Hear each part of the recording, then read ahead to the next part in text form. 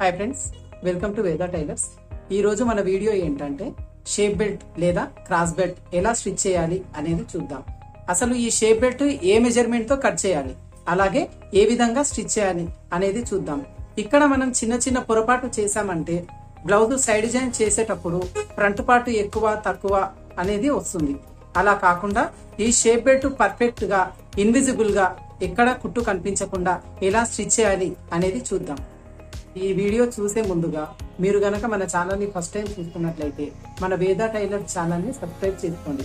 అలాగే ఈ వీడియో గనక నచ్చితే లైక్ చేయండి, షేర్ చేయండి. ఇప్పుడు మనం ఈ షేప్ బెల్ట్ పర్ఫెక్ట్ గా ఎలా స్టిచ్ చేయాలి, ఎలా కట్ చేయాలి అనేది చూద్దాం. నేను తీసుకున్న ఈ బ్లౌజు నడుము లూజు 8 ఇంచులు. దీనికి 2 ఇంచులు ఎక్స్ట్రా తీసుకుంటాం కదా, ఈ 2 ఇంచులు కలుపుకొని 10 ఇంచులు మార్కింగ్ చేసుకుంటున్నాను.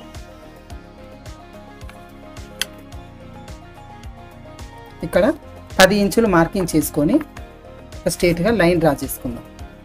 ఈ ఉక్సులు పట్టి వైపు 4 ఇంచులు మార్కింగ్ చేసుకోండి. అలాగే ఈ సైడ్ జాయింట్ వైపు 3.5 ఇంచులు మార్కింగ్ చేసుకోండి. అలాగే ఈ ఉక్సులు పట్టి వైపు నుంచి ఇక్కడ ఇలా 4 ఇంచుల దగ్గర ఒక మార్కింగ్ చేసుకోండి. ఈ మార్కింగ్ని ఒక లైన్ డ్రా చేసుకోండి. ఈ మార్కింగ్ దగ్గర 3 ఇంచులు, ఈ 3 మార్కింగ్స్ని కర్వ్ షేప్లో డ్రా చేసుకోవాలి. ఇక్కడ నుంచి స్టార్ట్ చేసి ఇలా ఇలా ఇక్కడ మనం 3 ఇంచులు ఎక్కడైతే తీసుకున్నామో అక్కడ లైట్గా డౌన్ రావాలి. ఈ మెజర్మెంట్ వచ్చి ఏ సైజు వాళ్ళకైనా సెట్ అవుతాయండి. ఈ మెజర్మెంట్తో కట్ చేసుకోండి. ఎందుకు ఈ మెజర్మెంట్ అనేది నెక్స్ట్ ఫర్దర్ వీడియోస్లో నేను వివరంగా తెలియజేస్తాను. ఈ మార్కింగ్ చేసిన ఈ పీస్ని కట్ చేసుకుందాం.